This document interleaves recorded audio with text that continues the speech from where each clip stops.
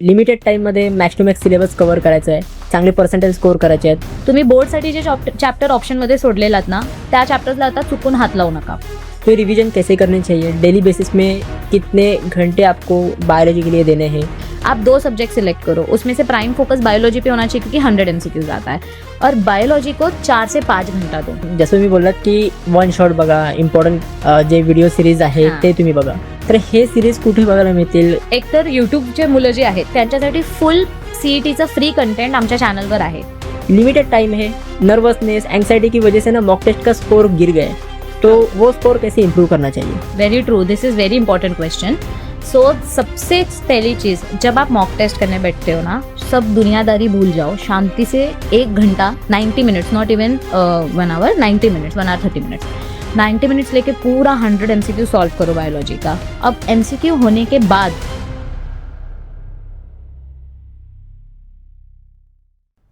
So hi everyone, welcome back to another new video. So आता सीईटीच्या एक्झामसाठी खूप limited time बाकी आहे, खूप कमी टाइम बाकी आहे. आता प्रिपेरेशन कशी करायची, स्पेशली बायोलॉजीसाठी, कारण की बायोलॉजीचे 100 मार्क्स असतात आणि म्हणजे हाय वेटेज बायोलॉजीला आहे. आता बायोलॉजी तुम्हाला कसं स्टडी करायचं आहे ह्या लास्ट मुवमेंटमध्ये, तर त्यासाठी वन्स अगेन आपल्यासोबत अंजली मॅम जॉईन झालेले आहेत तुम्हाला पूर्ण स्ट्रॅटेजी शेअर करण्यासाठी. So hi ma'am. Hello once welcome again. Back to my channel. Yes, thank you. आता मुलांच्या मनात खूप भीती आहे की आता जर आपण सीईटीचं प्रिपरेशन सुरू केलं तर होऊ शकेल का, आपल्याला चांगले पर्सेंटाईल बायोलॉजीमध्ये आपण स्कोर करू शकतो का? थोडंसं तुमचं फक्त बॅकग्राऊंड जो आहे, म्हणजे तुम्ही बोर्डसाठी किती प्रिपेअर केलं होतं आणि हे गेले दिवस तुम्ही 1-2 चॅप्टर तरी रिवाईज केले असतील का बायोलॉजीचे. जर तुम्ही बोर्डसाठी खूप चांगल्या प्रमाणे प्रिपरेशन केली होती पण काही कारणामुळे तुमचं ह्या गॅपमध्ये लग्न असतील, घरी आजारी पडलात, हीट स्ट्रोक आलं, काहीतरी असं झालं असेल, देन यू आर अँक्शियस की आता माझी एक्झाम चांगली होणार की नाही होणार. So the answer is yes, you can still score good. The basic strategy is still the same. Watch one-shot videos. Now you have to cut short the reading part. One-shot videos बघितल्याने तुम्हाला ना context पटकन आठवेल आणि textbook reading तुम्हाला झटझट करावी लागेल, जी तुम्ही pointers वगैरे बोर्डच्या वेळी जर बनवले असतील तर. जर नाही बनवले तर फक्त हायलाइटेड वर्ड्स रीड करा अँड देन सॉल्व्ह MCQs. पण आता टॉपिक वाईज MCQ सॉल्व्ह करायला जाऊ नका. आता डायरेक्ट जे लेवल 3चे MCQs असतात चॅप्टर बेस्ड ते MCQ सॉल्व्ह करायला घ्या. Then it will help you in scoring good. Okay, तर नक्की ही काय स्ट्रॅटेजी फॉलो केली पाहिजे? मेन म्हणजे लिमिटेड टाइममध्ये max to max syllabus cover करायचा आहे, चांगले पर्सेंटेज स्कोर करायचे आहेत. काय इम्पॉर्टंट स्ट्रॅटेजी आहे, काय टिप्स तुम्ही द्याल आपल्या ऑडियन्ससाठी? Okay, so as I said, first thing, select chapters. Don't run behind all the 15 chapters. तुम्ही बोर्डसाठी जे चॅप्टर ऑप्शनमध्ये सोडलेलात ना त्या चॅप्टर्सला आता चुकून हात लावू नका. ओके, सपोज आपने बोर्ड्स के लिए सिर्फ 10 चैप्टर अच्छे से पढ़े थे, 5 चैप्टर आपने ऑप्शन में छोड़ दिए थे. अब उन चैप्टर्स को हाथ मत लगाना क्योंकि अब टाइम लिमिटेड है. ओके, तो जो 10 चैप्टर्स आपने किए थे, follow those 10 chapters, watch one shot videos. ज्या टॉपिकमध्ये तुम्हाला डाऊट असेल ना त्या टॉपिकचं फक्त डिटेल व्हिडिओ बघा, पूर्ण चॅप्टरचं डिटेल व्हिडिओ बघायला जाऊ नका. And read only important J PYQs मध्ये जे टॉपिक्स रिपीट होतात ना MCQ साठी, फक्त तेच पॅराग्राफ रीड करा. And please focus more and more on full length mock test. Now your prime focus should be on full length mock test. जे 100 MCQs mock test असतं ना, बायोलॉजी 100 मार्क्स के लिए आता है, तो 100 MCQs वाला जो मॉक टेस्ट होता है ना, अब उस पे फोकस करो. आप भले एक दिन में 2 चैप्टर का वन शॉट वीडियो देख रहे हो, लेकिन एक दिन में आपको 2 मॉक टेस्ट सॉल्व करना ही करना है. मिनिमम 2 मॉक टेस्ट में बोल रही हूँ. आप बोलोगे अरे मैम ऐसे तो फिर 10 दिन में हमको 20 मॉक टेस्ट सॉल्व करना पड़ेगा. तो करो ना, काम धंधा क्या है दूसरा, बर्तन धोना है, खाना बनाना नहीं, करो. 20 क्या 30 40 50 मॉक टेस्ट सॉल्व करो और खत्म हो गए मॉक टेस्ट. आपने कोई ऐप लिया और मॉक टेस्ट खत्म हो गए, फिर से सेम मॉक टेस्ट रिपीट करो. आपको क्वेश्चंस याद हो जाने चाहिए, इतने मॉक टेस्ट रिपीट करो. So this is the strategy. Okay, तो ये लिमिटेड टाइम में नए क्वेश्चंस, नए टॉपिक्स करने चाहिए या सिर्फ रिवीजन पे फोकस करना चाहिए? Revision, no new topics. Biology के लिए नो न्यू टॉपिक्स. मैंने पहले भी बोला था, बायोलॉजी में कॉन्सेप्ट अंडरस्टैंडिंग से ज्यादा कॉन्सेप्ट रिमेम्बरेंस का लॉजिक ज्यादा है, आपको याद रखना पड़ता है. फिजिक्स में फॉर्मूला रहेगा तो थोड़ा अप्लाई कर सकते हो. केमिस्ट्री में अगर रिएक्शन का प्रिंसिपल समझ गया, कैटलिस्ट याद है, तो थोड़ा बहुत रिएक्टेंट इधर का उधर बदल के आप प्रोडक्ट ला सकते हो. मैथ्स में भी फॉर्मूला बेस्ड है, लॉजिक बेस्ड है. बायोलॉजी नहीं है ऐसा, बायोलॉजी इज मेमोरी बेस्ड. हाँ, understanding is important, but understanding का अचार थोड़ी डालेंगे, याद भी तो रहना चाहिए. So no going towards new topic, main focus should be on revision. Okay, तो रिवीजन कैसे करनी चाहिए, डेली बेसिस में कितने घंटे आपको बायोलॉजी के लिए देने हैं, कैसे टॉपिक्स कवर करने हैं, उसके लिए कुछ? ओके, अभी जैसे प्रीवियस वीडियो में हमने शायद डिस्कशन किया था Yes. कि एक ही मतलब सब्जेक्ट करके जाएंगे तो अच्छा मार्क्स आता है क्या? So let me tell you कि आप ना ये कंपटीशन में मत भागो, घोड़े की रेस में मत जाओ कि मुझे किसी को प्रूव करके दिखाना है, मैं तीनों सब्जेक्ट करके जाऊंगा, ऐसा मत करो। आप 2 सब्जेक्ट सिलेक्ट करो, उसमें से प्राइम फोकस बायोलॉजी पे होना चाहिए क्योंकि 100 MCQs आता है, और बायोलॉजी को 4 से 5 घंटा दो। अभी ये 4 से 5 घंटे में आपको क्या करना है, आपको 2 घंटा एक चैप्टर का 1 शॉट वीडियो देख के उड़ा देना है। 2 घंटे में 1 शॉट, एकदम एक स्ट्रोक में वीडियो कंप्लीट करो, सुसु ब्रेक नहीं, पॉटी ब्रेक नहीं, कुछ नहीं, सीधा 2 घंटे का 1 शॉट देखो, खत्म। फिर ब्रेक लो 5-10 मिनट का, फिर उस चैप्टर का ना शिद्दत से पूरा चैप्टर रीड करो और फिर उसका मॉक टेस्ट सॉल्व करने बैठो। Okay, yes, only this. दिन रात आपके दिमाग में वो घूमना चाहिए, नींद में भी ऐसे वीडियोस आने चाहिए कि अरे और ये मैम ये पढ़ा रही है, ऐसे इतना आपको देना है टाइम। और मैं इसके लिए घंटे नहीं बताऊंगी, जो इंसान घंटे लगा के पढ़ता है ना वो इंसान ज्यादा आगे नहीं जाता है। आपका फोकस होना चाहिए कि जब तक मेरा ये टॉपिक हो नहीं जाता मैं उठूंगा नहीं। क्योंकि ऐसा हमारा एक ऑफलाइन स्टूडेंट था, मतलब आयुष अम्बेडकर करके वो स्टूडेंट था, स्टार्टिंग में बहुत आलसी था वो, लेकिन बाद में उसका ऐसा हो गया ना कि मुझे बोलना पड़ता था, आयुष उठ उधर से, तेरा ब्लड सर्कुलेशन रुक जाएगा, 5 घंटे से तू एक ही जगह पे बैठा है।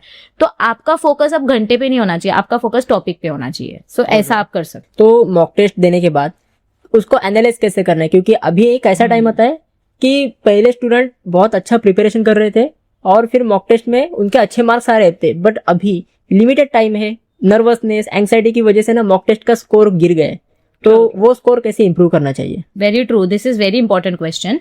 सो सबसे पहली चीज, जब आप मॉक टेस्ट करने बैठते हो ना, सब दुनियादारी भूल जाओ, शांति से 1 घंटा 90 minutes, not even 1 hour, 90 minutes, 1 hour 30 minutes, 90 minutes लेके पूरा 100 MCQ सॉल्व करो बायोलॉजी का। अब MCQ होने के बाद मेरा 100 में से 60 आया, छोड़ जाने दे, अभी मैं नेक्स्ट मॉक टेस्ट करने जाता हूँ, ये सबसे बड़ी मिस्टेक है। You can not do that. जैसे ही आपका मॉक टेस्ट खत्म होता है, 5-10 मिनट का ब्रेक लो, आधे घंटे का ब्रेक लो, अब फिर वापस उसी मॉक टेस्ट के रिजल्ट पे आओ। अब आपको ना 3 कैटेगरी बनानी है। एक पहला कैटेगरी रहेगा रॉन्ग क्वेश्चंस, कितने रॉन्ग है, कौन से रॉन्ग है। दूसरा कैटेगरी रहेगा गेस मारा हुआ क्वेश्चन, कि आपने कितना गेस मारा था, तुक्का मारा था।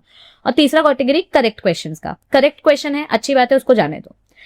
जो क्वेश्चंस आपने गेस मारे थे, मतलब आपको ना वो टॉपिक आता है but you are not confident enough, तो अब उसका रिवीजन करो। गेस वाला क्वेश्चन का रिवीजन पहले करो। बाकी टीचर्स क्या बोलते हैं कि जो क्वेश्चन रॉन्ग गया ना उस पे ज्यादा फोकस करो। मैं ये बोलती हूँ जो क्वेश्चन आप गेस मार रहे हो ना उस पे ज्यादा फोकस करो, क्योंकि अगर आप गेस मार रहे हो मतलब आपके सबकॉन्शियस माइंड में वो टॉपिक है, बस आपको वो श्योर नहीं है। तो पहले जो क्वेश्चन आपने तुक्का मारा था वो अच्छे से देखो कि क्यों आपका ये गलत जा सकता था, या आपने इसका तुक्का मारा वो सही कैसे निकला, तो वो जल्दी जल्दी रिवीजन हो जाएगा, टाइम बचेगा। स्मार्टली खेलो। और फिर जो क्वेश्चंस रॉन्ग है उसका शांति से बैठ के पूरा डिटेल वीडियो देखो, थ्योरी रीड करो, और फिर वापस नेक्स्ट मॉक टेस्ट सॉल्व करने जाओ। ओके, अभी कौन से ऐसे इंपॉर्टेंट चैप्टर्स है, कौन से ऐसे इंपॉर्टेंट टॉपिक्स है बायोलॉजी में जो लिमिटेड टाइम में कवर भी हो सकते हैं और उससे अच्छे मार्क्स भी हम स्कोर कर सकते हैं? अभी ऐसा देखा जाए तो देखो, इंपॉर्टेंट चैप्टर्स की अगर मैं बात करूँ तो थोड़ा टाइम तो ज्यादा लगेगा, लेकिन फिर भी मैं बताती हूँ कि इंपॉर्टेंट भी है और जल्दी भी हो जाएगा। अभी मैं स्टूडेंट साइकोलॉजी के हिसाब से बताऊं तो जब बच्चा अपना 12वीं का जर्नी स्टार्ट करता है, वो स्टार्ट ही करता है चैप्टर 1 और चैप्टर 2 से। तो ये 2 चैप्टर्स ऐसे चैप्टर है ना कि आपके ब्लड में मिक्स हो गए, ये चैप्टर्स आपको इतने अच्छे से याद हो गए हैं। तो चैप्टर 1 और चैप्टर 2 है भी इंपॉर्टेंट, उसमें से 8-8 MCQ आता है। तो चैप्टर 1 चैप्टर 2 करो ही करो, जल्दी होगा क्योंकि आप उसको बहुत महीने से पढ़ रहे हो, और इजी भी है। थोड़ा सा ह्यूमन रिप्रोडक्शन डिफिकल्ट है बट हो जाएगा। उसके बाद चैप्टर 3 भी आप करो। चैप्टर 4 बच्चों को डिफिकल्ट लगता है तो आप मत करो, उसको ज्यादा मत टाइम दो, उसमें का जो इजी वाला पार्ट है वो करो। आपको transcription, translation, DNA replication difficult लगता है ना, तो वो छोड़ दो। उसके आगे का टॉपिक, ह्यूमन जीनोम प्रोजेक्ट वगैरह वाला जो टॉपिक है वो थोड़ा सा रिवाइज करो, उसके एग्जांपल्स, डीएनए फिंगरप्रिंटिंग वगैरह, साइंटिस्ट के नेम्स, वो करो। चैप्टर 6 और चैप्टर 7 आपका हाईलाइट होना चाहिए।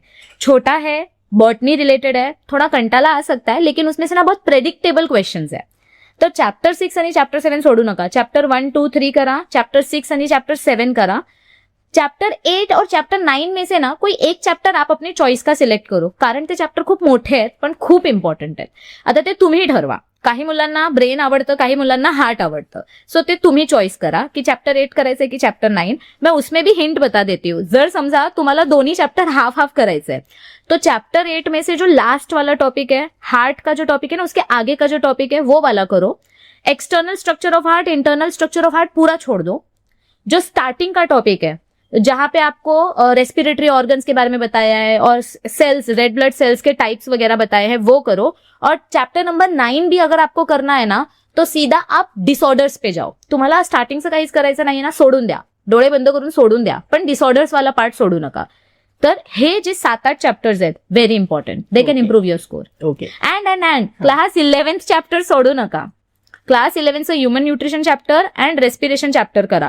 बायोमॉलिक्युल्स चॅप्टर केला तर खूप बरं होईल, पण हे 2 चॅप्टर करा.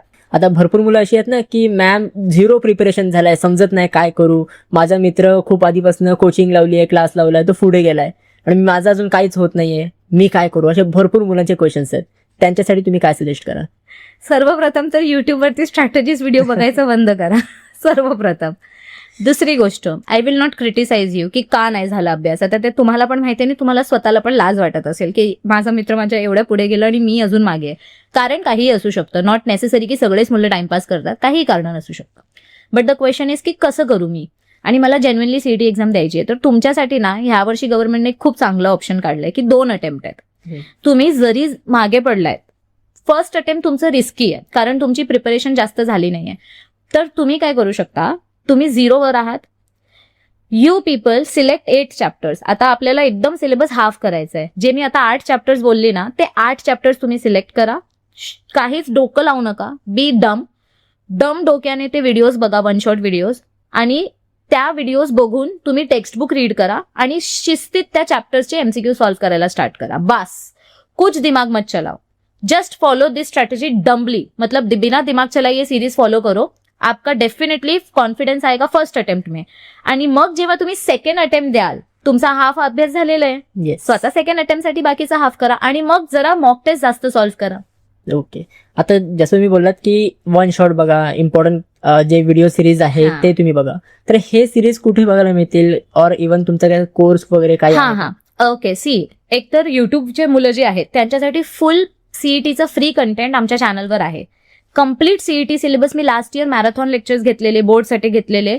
सो कम्प्लीट सीईटीचा सिलेबस आमच्या चॅनलवर आहे. 1000 फ्री एमसीक्यूज आम्ही त्यांना आमच्या ऍपवरती दिलेत. Okay. And I feel very proud of my self, my team, because कोणत्याही युट्यूब टीचरने एवढे फ्री एमसीक्यूज दिले नाहीयेत. आमचा जो ऍप आहे ज्ञान लॅब ऍप, प्ले स्टोअरवरती, त्या ऍपमध्ये लॉग इन करून नोट्स अँड पीडीएफ म्हणून एक सेक्शन असतं. Click on that section, you will get a folder MST CET 2025. तर 2025चे जेवढे पण PYQs आहेत बायोलॉजीचे, ते सगळे तुम्हाला त्या फोल्डरमध्ये मिळतील. It is absolutely free of cost. तर तुम्ही तिथून ते 1000 MCQs प्रॅक्टिस करू शकता. तेच 1000 MCQs सारखे प्रॅक्टिस करा. Plus we also have free MCQs का व्हिडिओ ऑन अवर ऍप. 2022चे जे PYQs आहेत ते पण आपल्या ऍपवरती आहेत. नाही बोललो ना तरी 1000-1500 MCQs आपल्या ऍपमध्ये फ्री आहे. ओके. अँड युट्यूबमध्ये पण मी दरवर्षी खूप फ्री MCQs प्रोव्हाइड करते. आणि आमचं जे चॅनल आहे युट्यूबची ज्ञान लॅब, त्यावर पण MCQ शॉर्ट सीरीज चालू आहेत. मतलब अगर आप करना चाहो ना तो फ्री में भी आप सीईटी में 100 में से 100 लेके आ जाओगे. So please please please follow this series, not for my benefit but for your benefit. Okay. अभी हम कुछ एग्जाम हॉल के स्ट्रेटेजी के बारे में डिस्कस करते हैं. आपने बोला कि आपने हर साल बायोलॉजी का मतलब सीईटी का एग्जाम दिया है, तो एग्जाम में क्या होता है, मतलब स्टेप बाय स्टेप बताओ, स्टूडेंट को भी जानना है, वो भी फर्स्ट टाइम सीईटी की एग्जाम देने वाले हैं. तो एग्जाम में कैसे होता है, क्या होता है, और अपने को टाइम मैनेजमेंट कैसे करना है? ओके. सबसे पहली बात तो सीईटी का जो चेकिंग वगैरह सिस्टम होता है, मैं एकदम गेट एंट्रेंस से शॉर्ट में बताती हूँ फटाफट. सीईटी का जो चेकिंग सिस्टम होता है नीट जितना स्ट्रिक्ट नहीं होता है.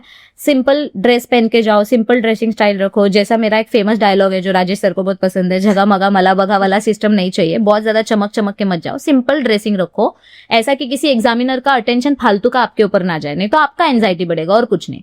सिंपल आप जाओ, ड्रेस होके, हॉल टिकट लेके जाओ, अच्छे से जो डॉक्यूमेंट्स बोले वो लेके जाओ.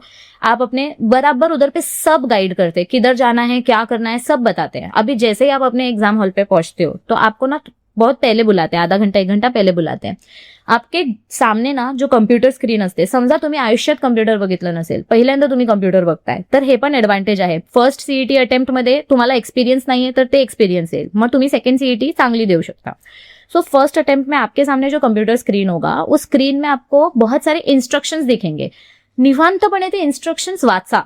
डोंट बी इन हरी. आराम से इंस्ट्रक्शंस पढ़ो, क्या क्या बोला है कि अगर आपने क्वेश्चन नहीं पढ़ा तो व्हाइट बॉक्स दिखेगा राइट साइड में, अगर आपने क्वेश्चन अटेम्प्ट किया तो ग्रीन बॉक्स दिखेगा, अगर आपने मार्क फॉर रिव्ह्यू रखा तो क्वेश्चन का कलर पर्पल हो जाएगा, मतलब बॉक्स का कलर पर्पल हो जाएगा. ते सगळे इंस्ट्रक्शंस तुम्हाला दिलेले असणार. अब सबसे इंपॉर्टेंट चीज, बच्चे ब्लंडर किधर करते हैं, ओके, और बहुत बच्चे रोते हैं फिर होने के बाद एग्जाम. जब आप लॉग इन करते हो, जेव्हा तुमचं इन्व्हिजिलेटर सांगतो की एग्जाम स्टार्ट करा, आपकी स्क्रीन के सामने आता है स्टार्ट योर एग्जाम नाउ, तो आपको ना लेफ्ट साइड में ऊपर ऐसे 3 बॉक्स दिखते हैं, फिजिक्स, केमिस्ट्री, बायो. अभी स्टार्टिंग का जो 90 मिनट्स है, आप उस 90 मिनट्स में सिर्फ फिजिक्स और केमिस्ट्री अटेम्प्ट कर सकते हो. आप बायो वाले ऑप्शन पे क्लिक करोगे ना तो भी क्वेश्चन पेपर नहीं खुलेगा. सो फिजिक्स एंड केमिस्ट्री जब आप स्टार्टिंग में अटेम्प्ट करोगे, आपके पास टाइम रहता है 90 मिनिट्स और 50-50 क्वेश्चन्स रहते हैं. अभी आपकी चॉईस आहे, तुमचं फिजिक्स स्ट्रॉंग असेल फिजिक्स अटेम्प्ट करा, केमिस्ट्री स्ट्रॉंग असेल केमिस्ट्री अटेम्प्ट करा. तुम्ही ते स्विच करू शकता. म्हणजे कंटाळा आला तर मी अर्धा तास केमिस्ट्री केलं आणि मग मी अर्धा तास फिजिक्स केलं, मग मी परत केमिस्ट्रीवर आली.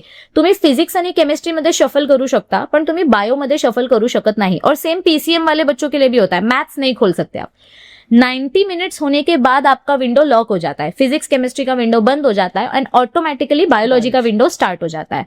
और फिर आप बायोलॉजी का क्वेश्चन अटेम्प्ट करना स्टार्ट करो. पर याद रखो, बायोलॉजी में 100 क्वेश्चन अटेम्प्ट करने हैं 90 मिनट्स में. This is the challenge. मेरा खुद का 2-3 क्वेश्चन छूट जाता है, तो आपको उस हिसाब से दिमाग लगा के स्पीड मेंटेन करना है. अगर आपको ये अच्छे से समझ में आ गया ना कि स्ट्रैटेजी क्या है, तो आपका स्टार्टिंग का 5-10 मिनट वेस्ट नहीं होगा, वो आप अच्छे से फिर फॉलो कर लोगे.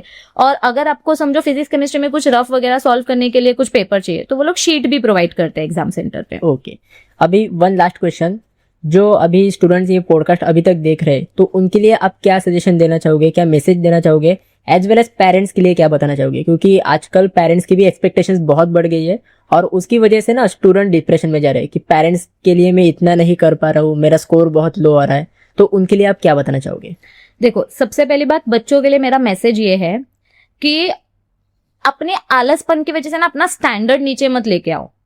आपको पता है आप 90 तक जा सकते हो, इसीलिए आप टाइम वेस्ट कर रहे हो. आणि नंतर नंतर असं होईल की शी बाबा 90 सोडू दे, आता 70-50 मिळाले तरी चालेल. उगीच म्हणजे just because of some laziness आप अपना स्टैंडर्ड नीचे लेके आ जाते हो. और इसी से आपका सेकेंड आंसर भी रिलेटेड है कि पेरेंट्स क्यों अपसेट होते हैं. क्योंकि देखो, आपके पेरेंट्स ने ना आपको इतने से इतना बड़ा किया है, उनको पता है कि उनके बच्चे के अंदर कितनी कैपेबिलिटी है. पेरेंट्स को अपने बच्चे का पूरा पोटेंशियल दिखता है कि मेरा बच्चा इधर तक जा सकता है. लेकिन जब आप खुद के आलसपन की वजह से अपना पोटेंशियल नीचे लेके आ जाते हो ना, तो पेरेंट्स को हर्ट होता है कि ये अपने हाथ से अपनी लाइफ बर्बाद करके ले रहा है, अपना पोटेंशियल वेस्ट कर रहा है. देखो, ऐसा नहीं है कि मार्क्स कमाए तो लाइफ बर्बाद हो जाएगी, ऐसा कुछ नहीं है. लेकिन आ सकते थे ना अच्छे, पर नहीं आए. क्यों? क्योंकि आपने आलसपन किया. क्यों? क्योंकि आप नेटफ्लिक्स सीरीज देख रहे थे. तो पेरेंट्स का अपसेट होने का रीजन ये नहीं है कि मार्क्स कमाया. पेरेंट्स का अपसेट होने का रीजन ये है कि आपने अपना 100% नहीं दिया. सिर्फ इसलिए पेरेंट्स अपसेट होते हैं. आप अपना 100-200% दो और फिर भी अगर मार्क्स कमाया ना, तो पेरेंट्स खुद बोलते जाऊ दे बाळा, तू तुझं 100% दिलंस. पण जेव्हा तुम्हीच 100% देत नाही आणि पेरेंट्सला दिसतंय की त्यांना सारखं तुम्हाला धक्का द्यावं लागतं, अरे बस रे अभ्यासाला, बस रे अभ्यासाला, तेव्हा मग पेरेंट्स डिप्रेस होतात. So don't lower your standard. जसं तुम्ही बाकीकडे स्टँडर्ड मेंटेन करता, तसं अभ्यासात पण स्टँडर्ड मेंटेन करा. आपलं पूर्ण पोटेन्शियल वापरा, 100% द्या. Please don't fall behind because of your laziness. आणि मग बघा, then the sky is the limit for you. That is my message. Thank you so much ma'am, बहुत अच्छा गाइड किया आपने. एंड आई होप आप सभी लोगों को स्ट्रेटेजी पता चल गई होगी, इंपॉर्टेंट पॉइंट्स, इंपॉर्टेंट जो भी चीज़ें हैं वो सब आपको पता चल गई होगी. अगर आपको कुछ भी कोर्स का एक्सेस वगैरह करना है बायोलॉजी के रिगार्डिंग, या फिर फिजिक्स के भी कुछ लेक्चर्स है ज्ञान लैब ऐप पे अवेलेबल है, तो अब अगर आपको वो भी एक्सेस करने हैं तो मैं ऐप का लिंक डिस्क्रिप्शन में दे दूंगा, एज वेल एज उनके यूट्यूब चैनल का भी लिंक मैं डिस्क्रिप्शन में ऐड कर दूंगा. So guys, that's it for this video. कैसी लगी आपको ये वीडियो? पसंद आई हो तो लाइक करना, शेयर करना, सब्सक्राइब करना. मिलते हैं किसी अगले नए वीडियो में. इनके ही साथ एक नई वीडियो भी आने वाली है इनकी जर्नी के बारे में, तो वो भी देखना मत भूलना. थोड़ी लेट आएगी बट जरूर आएगी. तो कनेक्टेड रहना और सब्सक्राइब करके जाना. तब तक के लिए बाय बाय, सी या and have a good day.